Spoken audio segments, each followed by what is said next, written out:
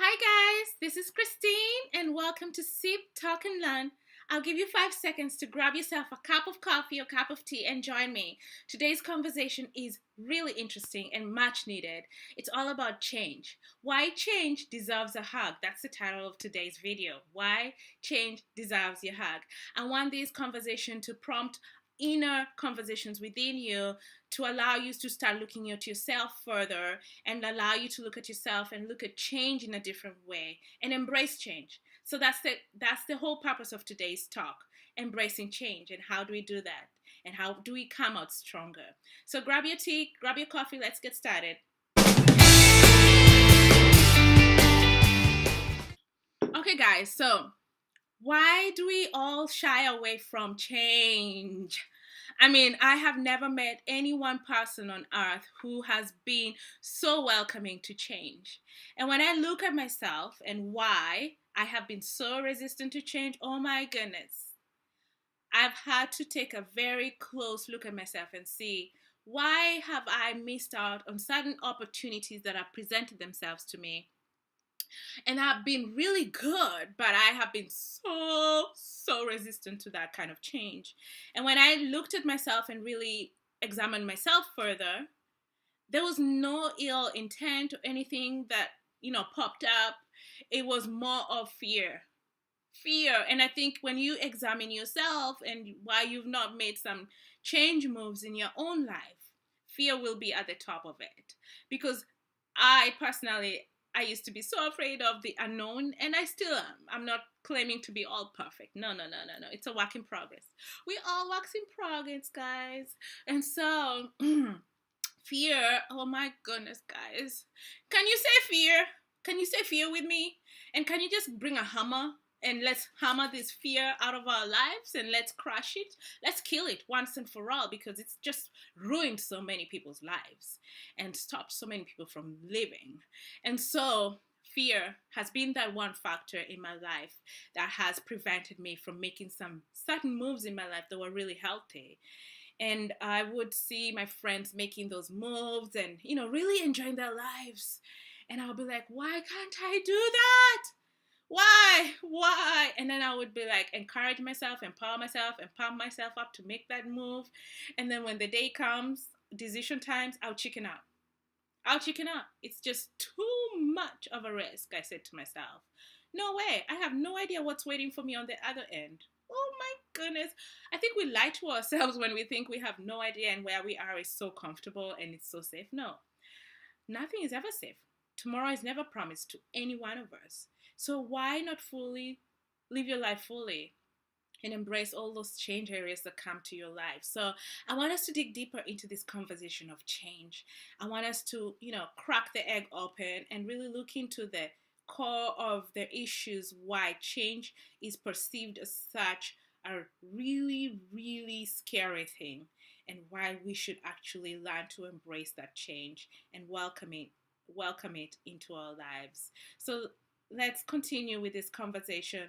And as I post these videos, guys, I'm really looking for your input as well because we're here to learn from one another. We're here to strengthen one another. So I have come to learn and to believe that change is a natural progression in life, and change will happen whether you want it or not. And so, if that's the case, then we have to learn to live with ourselves when change presents itself. We have to learn to look change head on, face it head on, and really embrace it. And if that means giving change a few hugs, one is not enough, give it 2 hugs, give it 3 hugs, give it the number of hugs it needs until you embrace it fully, okay? Because there are some changes that come into our lives that we have no control over. For example, a relationship comes to an end and you never anticipated it to come to an end. A loved one falls sick and it's not something that you can control or even heal. You lose your job. Um, all these things that happen that we have no control over, and yet we really need to find healthy ways to live and walk ourselves through them. We have to navigate them in such a way that we come out stronger. And the thing about me is if I'm gonna go through any season, be it change, whatever season it is, if I'm gonna go through it, I better have learned something from it. I better have come out a better person by the end of it. Because what I don't want to happen is a cycle of unhealthy things, unhealthy habits, unhealthy thoughts repeating themselves over and over and over, and they never be me never dealing with them. And that's what happens when we really don't face change, when we resist it, when we push back to it. And have you noticed that if you resist change, you will live a very, very substandard life. You will live a life that is depressive, for lack of a better word, because we as human beings are created for change, and God has been the biggest change mover in our lives. Like, if you look at the Bible, the children of Israel kept moving. Change was always present. In the Bible, there's always change. People are being healed, um, people are moving, people lives are being transformed. The change is always there, and God has created us in such a way that we have to live with change in order for us to really live the life that He created us for. Remember, each and every one of us has been created with a purpose inside of us.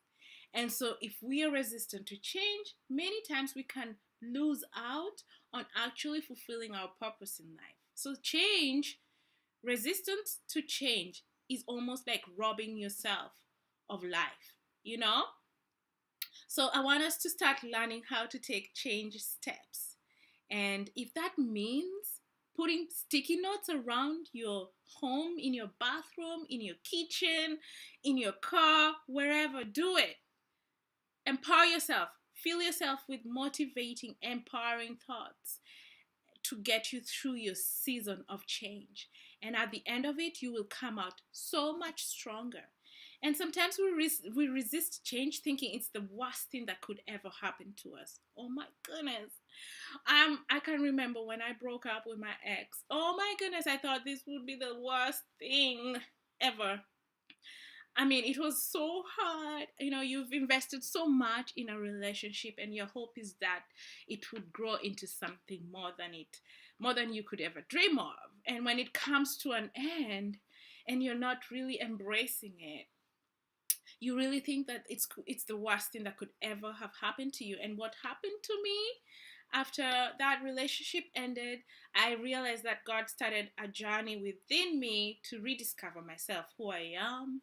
And He had this opportunity now to really have conversations with me without any distractions. And so, through that process of being single, and I still am single, but really confident in who I am right now, not as compared to the many years ago when I left that relationship, but it gives you an opportunity to be alone with God, and He can point out some areas in your life that you need to improve on, and some areas in your life that you can look forward to enjoying. And so, what I thought would be the worst thing that could have ever happened to me at that point became the best gift God could have ever given me. I was such a girl with so little confidence in herself. I had put all my identity in this relationship. I had, I was almost very dependent on him to do things that I was afraid to do. Like, we would go out to parties, we'd be invited for parties, and he's a social bubble and I'm not. I'm very shy, and so he would break me into conversations, and he became a crutch. Like, if I didn't want to talk to someone or didn't know how to approach someone, then he would be the one that broke the ice, and I would now be able to feel comfortable with him there having that conversation with that person. So I became very it was not a healthy way for me to live. And so living that relationship has been the best thing in my life, because I learned to see myself for who I am. I learned to give myself the ability to take courage, to accept courageous steps and moves in my life. I learned to love myself, because guess what? If you don't love yourself, don't expect someone else to fill your love tank for you, because that's another thing. I did not love myself like I should have loved myself. And so I was looking for, you know, all the wrong things in a relationship, really. And then I learned to rely so much on him, because he was my rock almost. You know what I mean? And so, and that's not how we're supposed to live life. We're supposed to live life strong and free. Free to be who we truly are, free to be what God created us to be. So change a lot of times is not the worst thing that could ever happen to you. In fact, it's a great opportunity for a second chance for a lot of people. So when I look at change, I look at it as an opportunity to live life fully, a second chance at something, you know, whatever it is. But God is giving me a second chance, and I'm gonna embrace it. And talking about fear and how it's such a hindrance to change, when you look at change, expect fear to come along with it. I mean, every time you have a change in your life, expect fear. So when you expect fear, you know how to knock it out of your way. You know how to like crush it up, and you know how to defeat it. You will be like David and Goliath, okay? Fear, and you, David, with your slingshot, you're going to shoot fear out of your life, and you're going to go through it, and you're going to be victorious. Okay? So what else about change? Change is what I have found, really, as I've walked through the various areas of my life where change has been necessary. I have learned that for change to be fully effective in anyone's life, that we need to have peace with ourselves and peace with the past. So that could look different for each and every one of us. But it's important that we have peace in ourselves and peace in our past.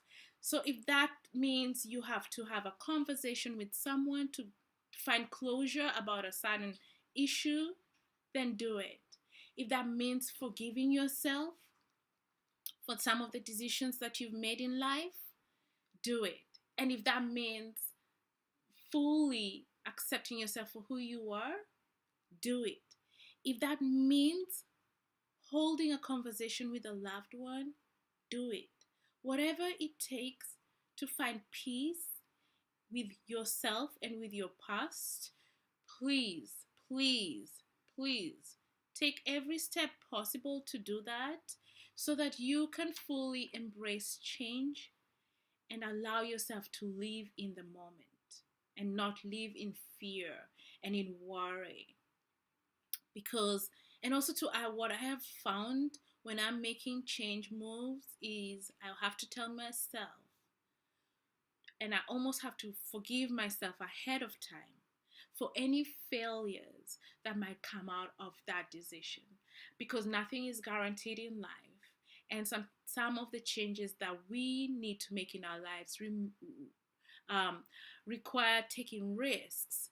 And so in such situations, you have to find forgiveness within yourself to then allow yourself to go past any potential failures that might dare to knock you down. And that's really what life is all about. It's about when you're knocked down, it's rising up. Because life is not always going to be all smooth sailing.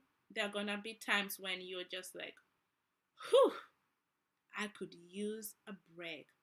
Whew. And in those days when you need a break, take the break.